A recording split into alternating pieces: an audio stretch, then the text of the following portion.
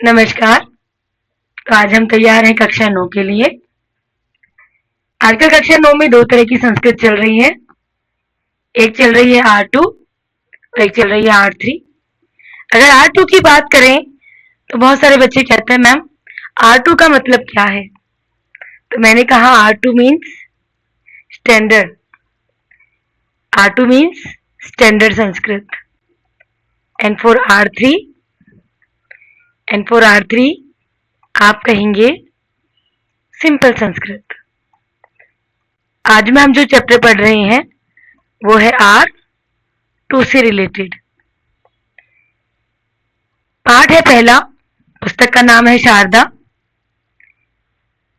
और पुस्तक ये कहती है कि मेरी जो कहानी है वो एक नदी की कहानी है कि जैसे शारदा को माँ सरस्वती कहते हैं। शारदा कोई बड़ी रिवर नहीं है, लेकिन शारदा के थ्रू आपको पता चलता है कि संस्कृत उतनी ही महान है जितना कि सरस्वती महान है। तो सरस्वती जी का आशीर्वाद लेते हैं हम और अपने पाठ की शुरुआत करते हैं। पहला पाठ आपके सामने आता है। संस्कृत को समर्पित यह पाठ सत्यम शिवम सुंदरम। पाठ का नाम सत्यम शिवम सुंदरम। हमारे इस वीडियो का एडवांटेज क्या है कि आपको शब्दार्थ मिलेंगे, आपको अन्वय मिलेगा, आपको सरलार्थ मिलेगा और साथ के साथ हम इस चैप्टर आधारित संधि, समास, प्रत्यय इत्यादि सभी शब्दों पर भी फोकस करेंगे। किस किस पर? तो आप कहेंगे संधि, समास, प्रत्यय और प्रश्न निर्माण ऑल्सो, कि प्रश्न निर्माण भी हम देखेंगे।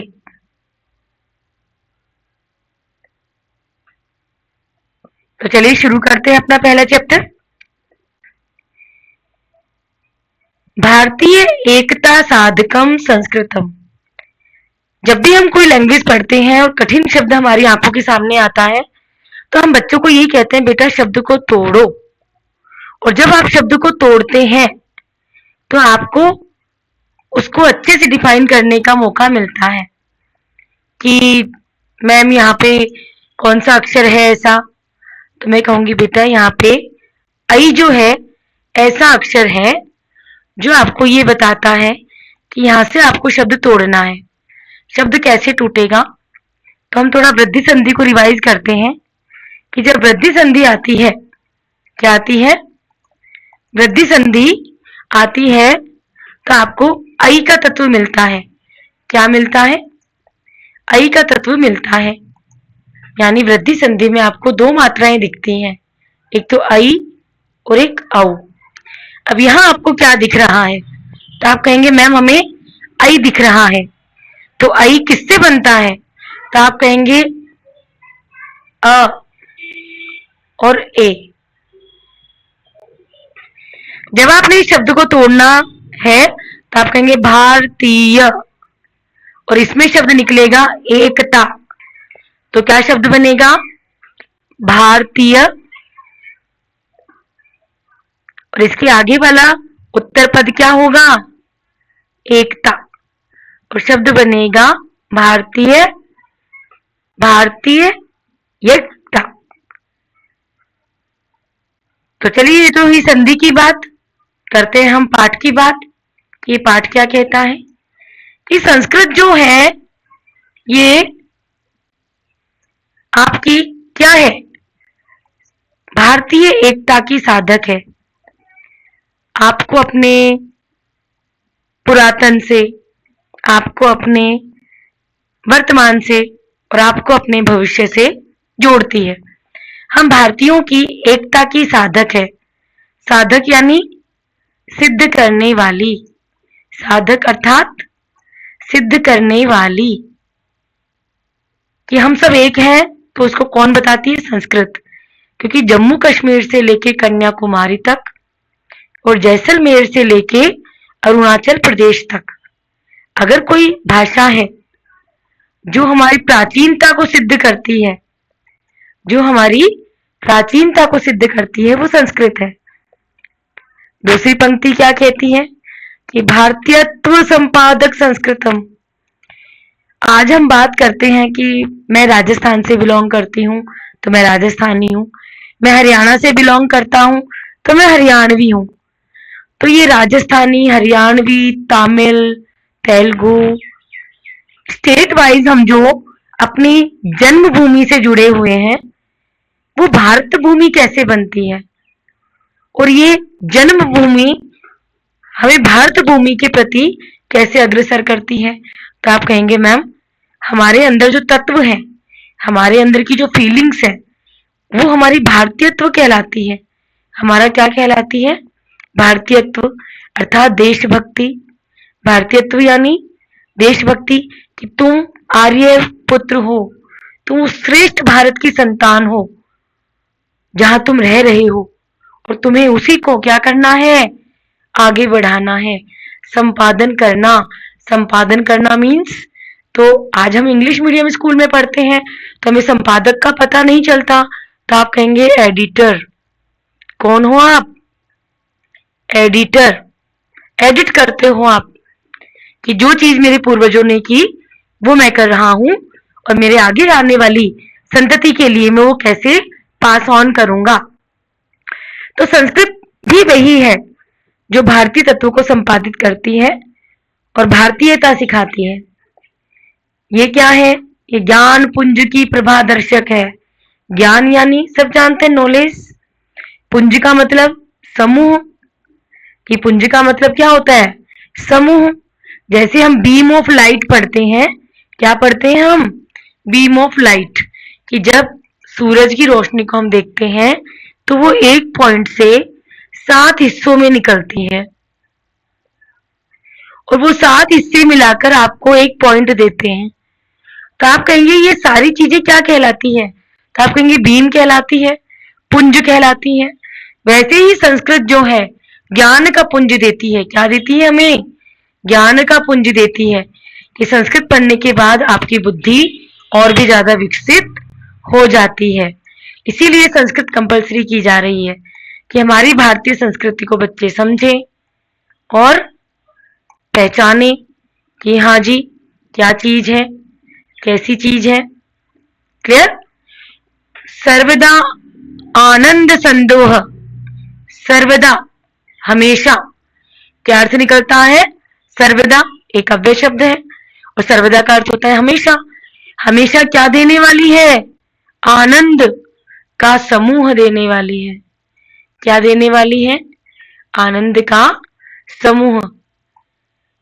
अगर आपका मन खुश है और आपका तन खुश नहीं है तो आप कहेंगे नहीं जी, आनंद नहीं आ रहा। होने को बहुत भोग है लेकिन खा नहीं सकते, होने को बहुत सारे वस्त्र हैं पर पहन नहीं सकते। तो आप कहेंगे ऐसा आनंद, क्या आनंद होगा? तो हम कहेंगे नहीं, सर्व आनंद तो वही है कि आप मनचाह खाओ, मनचाह पहनो, मनचाह करो। तो ये सारे आनंद मिलकर एक समूह की बात करते हैं। किसकी समूह की बात करते हैं? सर्वदा आनंद संदोहद, कि सभी प्रकार के आनंद देने वाली संस्कृत है। अब आप कहेंगे मैम कैसे? तो मैं कहूंगी बेटा आप अपने जीवन के कर्म को देखो कि जब आप पैदा हुए तो आपके संस्कार जो भी हुए, वो जीवन के सारे 16 संस्कार में संस्कृत अपना स्वरूप दिखाती ही दिखाती है। और अगर कहीं भी कुछ अधूरा उच्चारित हो गया या कुछ अपूर्ण उच्चारित हो गया तो सारे आनंद के समूह क्या हो जाते हैं? धरे के धरे रह जाते हैं। इसीलिए सीबीएसई कहती है बच्चों को संस्कृत तो आनी ही चाहिए ताकि वो शुद्ध शुद्ध का ज्ञान कर सके। लेकिन हम लोग तो 100 आउट ऑफ 100 की रेस में है कि मैम ज्ञान तो हमने ले लिया, लेकिन हमारा टारगेट तो संस्कृत में महारत हासिल करना भी है।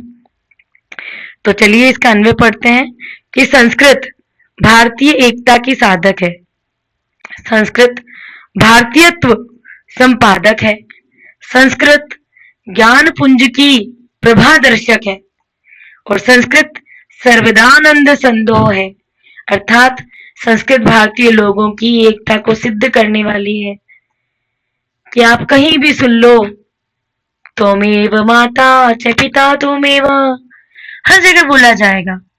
ओम भूर्भुवस्वः हर जगह बोला जाएगा। ये ऐसे मंत्र हैं जो किसी के लिए अलग से बने नहीं है, बल्कि सभी के लिए बने। तो ये सबको एकता के सूत्र में बांधती है। संस्कृत ज्ञान के पुंज के आलोक को दिखाने वाली है कि सीखो तुम क्या हो, सीखो और समझो तुम कैसे हो। और संस्कृत हमेशा सभी प्रकार के आनंद के समूह को देने वाली है। हमने कहा इस शब्द में कौन सी संधि थी? वृद्धि संधि। समास अभी 9th में इतना खास है नहीं, और जब समास का टॉपिक आएगा तब हम करेंगे। अगर हम बात करें कि संस्कृत में प्रत्यय कौन सा, तो आप कहेंगे संस्कृत शब्द का निर्माण किससे होता है? तो आप कहेंगे सम, क्री और कत। समान रूप से करे जो, किसी में भेदभाव नहीं करती संस्कृत, तो उसे क्या कहते हैं? संस्कृत कहते हैं। तो कौन सा प्रत्यय दिखा आपको? कत प्रत्यय। क्लियर? आगे चले, चलिए।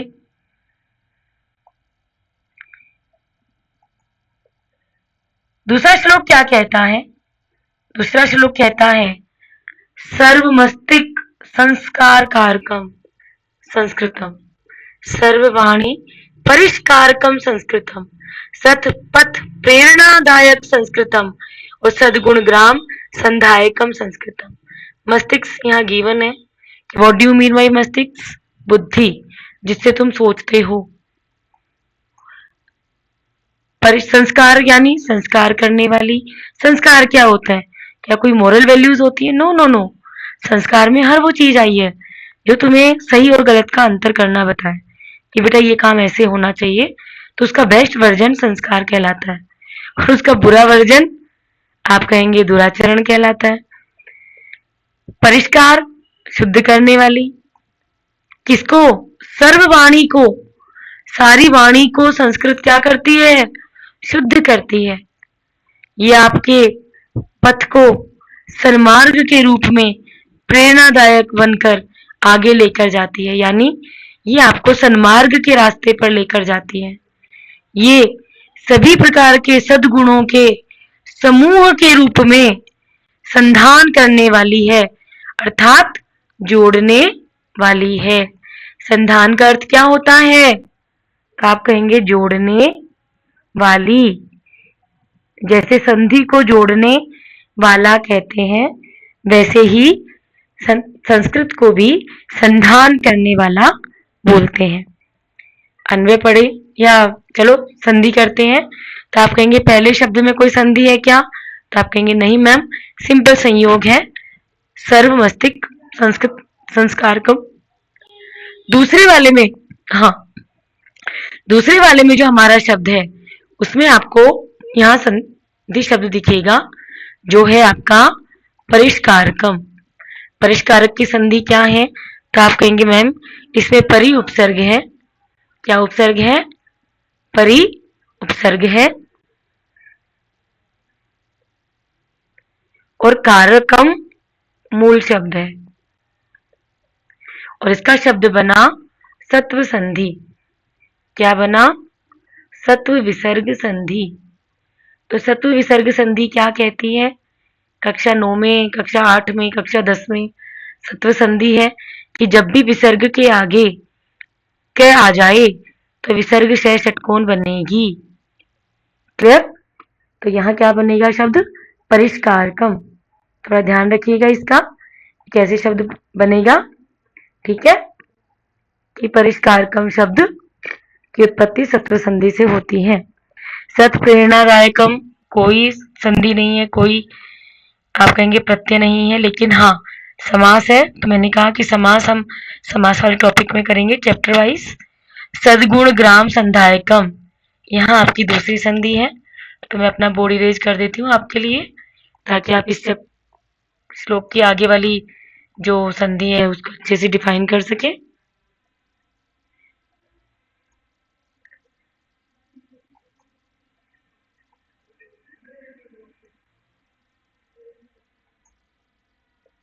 कि मैम अगली संधि किसमें आती है, तो हम कहेंगे बेटा जी आपकी अगली संधि आती है सदगुण में।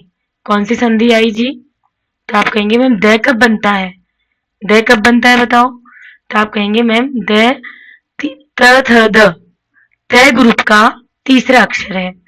और जब सदगुण की बात होगी तो सदगुण में शब्द बनेगा तय का द, क्या बनेगा, तय का द। जब तय का द बनेगा, जब तय का द बनेगा तो आप कहेंगे वहां तीसरे का रूप दिखता है, किसका तीसरे का, तो आप कहेंगे तय का द। और जब तय का द बनता है तो हम कहते हैं एक का तीन हो जाना, अर्थात जसत्व संधि आ जाना।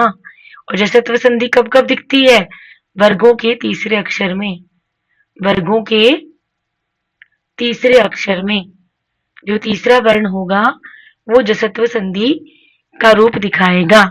तो यहाँ अगर हम विग्रह करें तो क्या बनेगा, तो आप कहेंगे सत प्लस गुण। और ये भी हम डिटेल में जब संधि करेंगे तो और अच्छे से समझेंगे, लेकिन अभी अगर कोई बच्चा पहला चैप्टर देख रहा है तो उससे आधारित संधि शब्द ही पूछे जाएंगे। संधि हमेशा आपके पाठ पर आधारित पूछी जाती है, आपके पाठ से अलग नहीं पूछी जाती, चाहे कक्षा 10 हो चाहे कक्षा 9 हो, तो आपको स्पेशली ध्यान रखना है। चलिए अन्वय पढ़ते हैं इसका। संस्कृतम सर्व मस्तिष्क संस्कार कारकम, संस्कृतम सर्ववाणी परिष्कारकम, संस्कृत सत प्रेरणादायकम, संस्कृत सद्गुण ग्राम संधायकम। यहाँ जो अस्थि शब्द है ये हमने एडिशनल जोड़ा है ताकि वाक्य पूरा हो जाए। तो इसका सरलार्थ पढ़िए। संस्कृत सभी बुद्धियों को संस्कारवान बनाने वाली है, संस्कृत सभी की वाणियों को शुद्ध करने वाली है, संस्कृत सन्मार्ग की प्रेरणा देने वाली है, संस्कृत क्या करती है, सद्गुणों के समूह को मेल कराने वाली है, कि जो बच्चा संस्कृत पढ़ता है उसके सद्गुणों का विकास कोई रोक नहीं सकता। तीसरा श्लोक पढ़ते हैं। विश्व बंधुत्व विस्तार कारकम संस्कृतम, सर्वभूत एकता कारकम संस्कृतम, सर्व शांति संस्थापकम संस्कृतम, पंचशील प्रतिष्ठापकम संस्कृतम, विश्व संसार बंधुत्व भाईचारा विस्तार एक्सप्लेन करने वाली, सर्वतः सभी ओर संस्थापकम स्थित करने वाली, और प्रतिष्ठा यानी प्रतिष्ठित करने वाली। हमें संधि कहाँ दिख रही है, तो आप कहेंगे मैम यहाँ पे कोई संधि नहीं है। हाँ यहाँ आपकी संधि आपको दिखेगी, तो हम इसको अंडरलाइन करते हैं कि हमारे जो संधि शब्द आएंगे उसमें हमें क्या ध्यान में रखना है। तो आपको ये संधि ऊपर भी देखी जा चुकी है तो आपको शायद समझ में आ जाएगी। ऊपर से आप जब रिवाइज करेंगे कि आई की मात्रा कब आती है, राइट। बाकी तो समास तो इस चैप्टर में बहुत अच्छे से भरे हुए हैं। तो मैं फिर रिपीट करूं, समास हम स्पेशल वीडियो में करेंगे। शब्दार्थ आपको गिवन है तो आप शब्दार्थ के थ्रू ये आइडिया लगा सकते हैं कि इसका क्या क्या मीनिंग है। संस्कृत विश्व बंधुत्व के विस्तार को करने वाली है, अर्थात भाईचारे को बढ़ाने वाली है। क्या करने वाली है, भाईचारे को बढ़ाने वाली है। संस्कृत सभी प्राणियों में सर्वभूत, भूत क्या होते हैं, जो उत्पन्न हुए, तो जो उत्पन्न हुए वो कौन कहलाते हैं, प्राणी। तो उन सभी प्राणियों में एकता करने वाली है।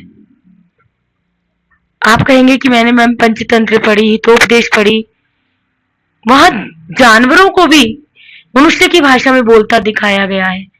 तो क्या सचमुच पहले कुछ ऐसा था कि लोग बोल पाते थे और समझ पाते थे? हाँ था। आज हम उन चीजों को भूल चुके हैं। संस्कृत सभी और शांति की स्थापना करने वाली है। चाहे गीता का उपदेश ले लीजिए, चाहे रामायण का उपदेश ले लीजिए, हर किसी ने यही कहा, अहिंसो परमो धर्म, अहिंसा परमो धर्म। लेकिन अगर आप हमें दुखी करोगे तो झगड़ा तो हो गई। संस्कृत पंचशील के सिद्धांत की प्रतिष्ठापक है। पंचशील जो आज हमारा हिंदुस्तान फॉलो करता है, उसकी प्रतिष्ठा कहाँ से हुई? तो संस्कृत के सिद्धांतों से ही हुई। तो चलिए, इस पाठ के 3 श्लोक हमने इस वीडियो में किए। आगे के 3 श्लोक हम अगले वीडियो में करेंगे। आशा करती हूँ आपके लिए ये लाभकारी होगा।